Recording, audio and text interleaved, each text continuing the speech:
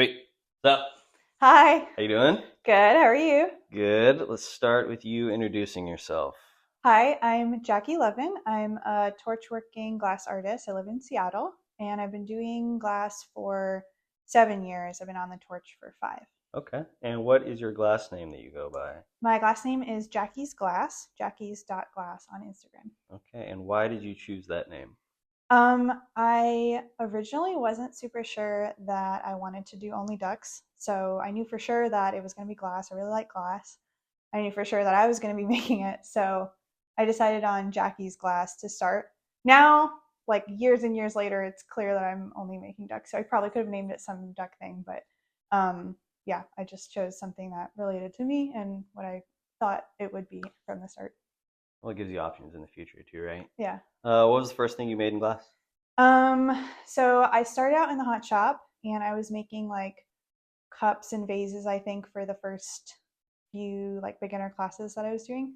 In on the torch, the first thing that I made was a whale. My teacher Sophie taught this piece where you learn a little bit of like color striping and adding a few dots of color and pulling a taper and things like that. It was like a project that encompassed a few different flame working skills. So that was the first thing I made on the torch.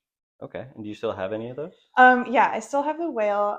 I've gotten rid of a few of the sketchier looking marbles that I used to make. And I still have the first duck that I made, which was horrifying. Um, but at the time, I thought it was the cutest thing that had Yeah, ever been made ever. And I was like, okay, that's it. I'm going to make ducks from here on out. But yeah, it looks awful. that's great. I love how that works too.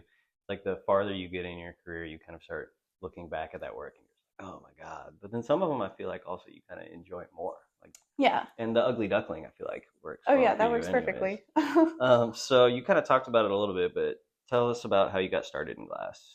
Originally, I lived in Seattle and I was walking home from work, and there's a glassblowing studio in Belltown, Seattle Glassblowing Studio. And I was just walking home and I saw a poster. It was like blow your own something, maybe a cup. And I was like, oh, that sounds great. I can do that. So I immediately got hooked from that class. I started taking classes for a few years from a few different folks there, like Philip of Swedes Glass, Joe of Illis Glass, Chiara of Cherry Lee Glass. It was really fun. I kept wanting to work smaller and smaller. I really love cute little figurines, things that are smaller than they should be. And so eventually someone was like, you can do that stuff on the torch, right? And I was like, no, what's that? And so then I took my first flame working class at Pratt Fine Arts Center.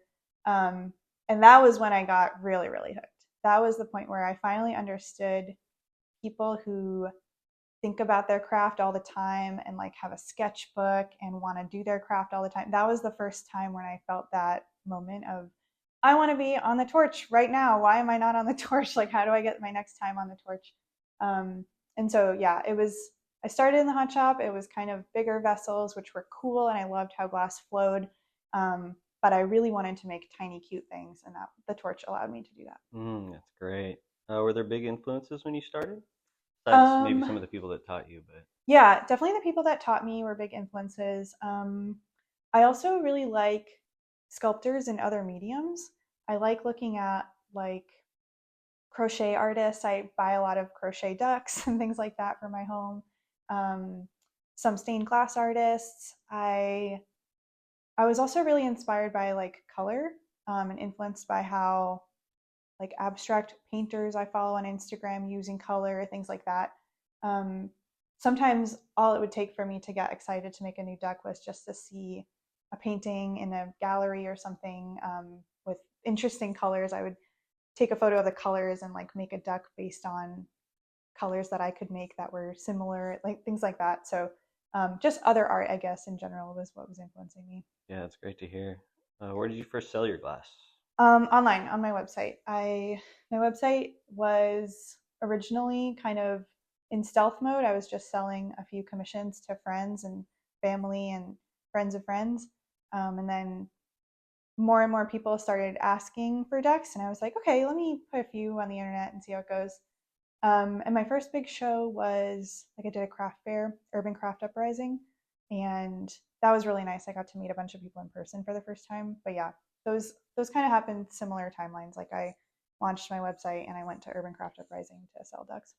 I feel like most of the people that I've interviewed so far, they say when they say online, they're talking about Instagram, but it sounds like more for you, you're using that Instagram to drive traffic to your website, Yeah, correct? yeah. I have my own website, JackieLevinArt.com, and I originally started my Instagram just to have like a portfolio almost to be able to like show myself and other people the ducks.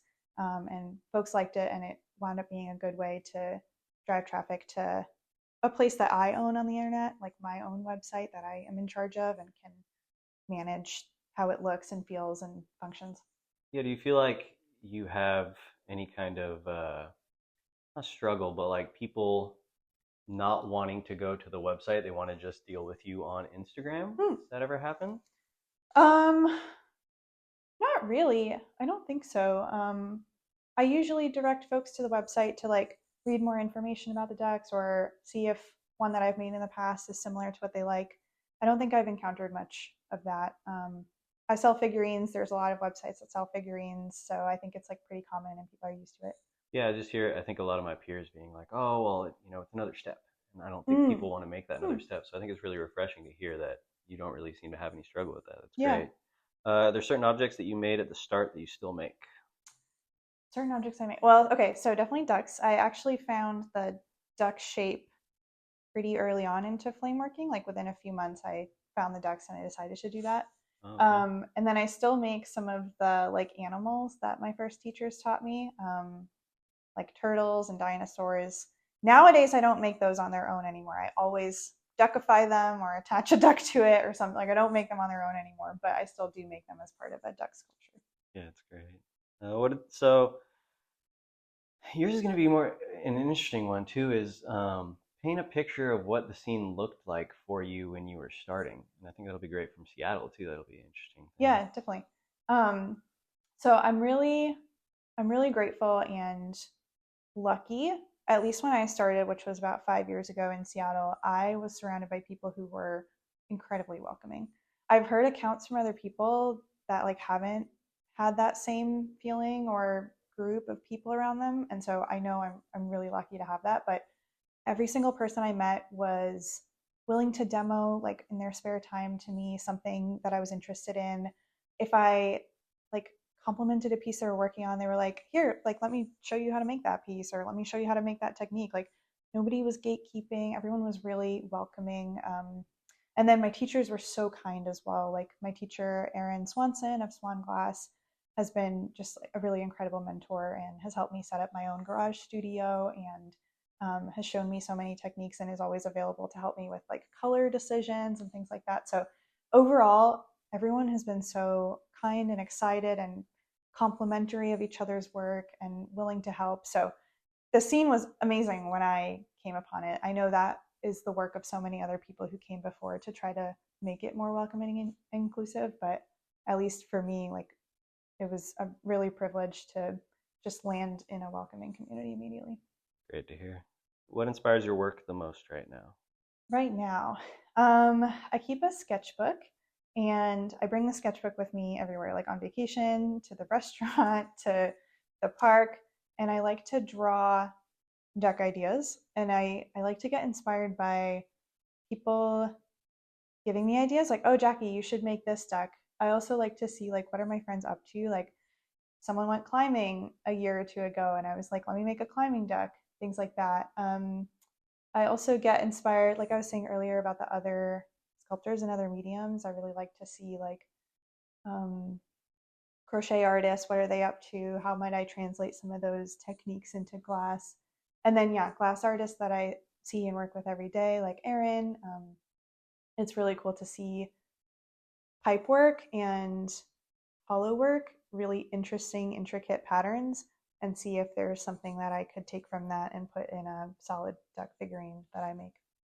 It almost it feels to me like you're just a sponge of everybody else's stuff and figuring out how you can just kind of apply that into your ducks or Yeah, the subject that you have at the time. That's great. especially because the ducks, I really like to have them hold a food or do a hobby or something. So I don't do all the hobbies and I don't eat all the food, so it's nice to see what other people are doing, what they love to do, what they're excited by, and then make a duck out of it. Yeah, it's great. What's your favorite thing to do outside of glass? Mm. Glass. I really like to paddleboard. I like to get active. Like I do a little bit of very slow jogging and swimming. I like to hang out with my family and friends. Really like to like eat snacks and bread and things like that. Bake a little bit, and then yeah, a lot of like things kind of go around the ducks. Like I like to sketch the ducks and I like to think about the ducks and go to the studio and talk about the ducks. And like I teach at Pratt Fine Arts Center. A lot of my hobby time has been kind of consumed by the glass stuff. Yeah. What? So, I mean, this question's kind of obvious. What's your favorite thing to make right now? These ducks. Well, let's go a little deeper. Maybe like, concepts that you're trying to put into the ducks right now. Yeah, I think my favorite thing to do with the ducks, concept wise, is self referential ducks. So, some of my favorite ducks in the past have been a duck is torch working another duck at his torch, or a duck goes to the art museum and he sees an abstract painting of a duck and he sketches the abstract painting of a duck on his sketchbook. Like really small little figurines of that, or like a meme, like translate the meme into what would the meme look like if it were ducks in the meme. Like in my head there's a whole universe of ducks and they have all the different jobs and hobbies and they do all the different things together on their duck world and they send memes to each other and they go to museums and all of that kind of like things that reference the duck world that's in my head is my favorite. That's really cool to hear, honestly. I love that. What do you hope the scene looks like in 10 years? In 10 years, I think so. One of the things that's really nice about living in Seattle where I live is there are a few torch studios that are open a lot of hours and are relatively easy to access. I know that's not true for a lot of cities. I know that's not true for like a lot of farther areas of Seattle, and I know that even those places aren't easily accessible by everybody for a lot of different reasons. So I think what I would love to see is like every major city has an easily accessible torch studio with like 8 or 10 seats, and there's enough teachers for those who are excited and ready and able to teach and staff those places. I I don't think that like if I lived elsewhere farther from the center of town that I would have had as much access to glass as I do here. So that would be my hope, is that that kind of stuff is a little bit more accessible. What do you feel more glass blowers should be paying attention Um, okay, so I knew you were gonna ask this one. I don't really have a good answer for it because I would consider myself pretty new to the scene. Like most of my mentors have been doing it for 10, 15 years. So I don't feel super qualified to answer that. But things that I pay attention to are making sure that I'm like making ducks that folks love and want to buy and like will support my business and my learning, and also making a little bit of time to experiment. Sometimes the ducks that I make when I experiment I think are like super strange or funky, like a strawberry duck. I thought that was really strange, and then I showed folks and they were like, this is the best thing ever, like please make a bunch more. So I wouldn't have gotten there or like made that strange design, what I perceive to be strange but is really cute, without that experimentation time. Um, and yeah, I think like one thing that's really important for me is that welcoming feeling that I got in the community. Like I really want to make sure I pay that forward and make everybody else feel the same way. So I try to teach, I try to like be open on Instagram to folks asking questions, and I try to guide them towards folks who know more than me, like my mentor and things like that. But if I can help, I try to. But yeah, I don't think I have like advice or like to? Well, I think a that's a point of great view. answer. The only really follow up I have is, do you have like a percentage that you try and set to of how much you're doing of stuff that you Mm. feel like will sell as versus experimentation kind of stuff? Right now it's probably not that big of a percentage of experimentation. Probably like 5% experimentation. I would say it's pretty low.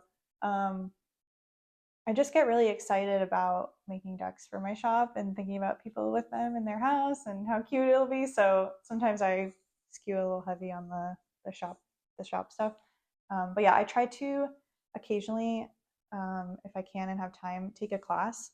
And I always reserve the time in class for like nothing's going on the shop. It's just going to be stuff that I'm making for me.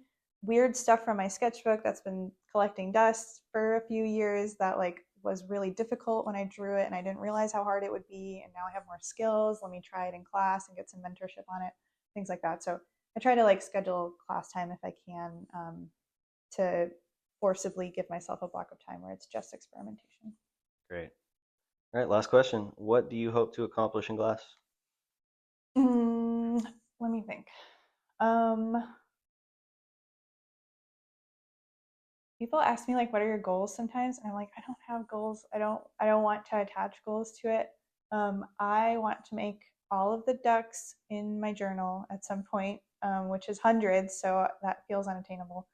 And I want to learn a few more skills that I feel are like in the way of me trying something that I've drawn that I've wanted to make. So like I'm taking a class to learn a little bit more hollow work because I haven't really done that, and it'd be cool. Like I've done like a hot air balloon duck, but it was really hard. It would be nice to have more hollow skills to make an easier hot air balloon duck. Or like I want to learn some more skills around like encasing opals, things like that. So my goals are more just like some technique that I've seen that is cool that I would like to eventually try and incorporate. Um, but yeah, I don't really have other long term goals Leaving it besides open. I love that. Yeah, it's that. great. All righty. Well, thank you very much. Thank you.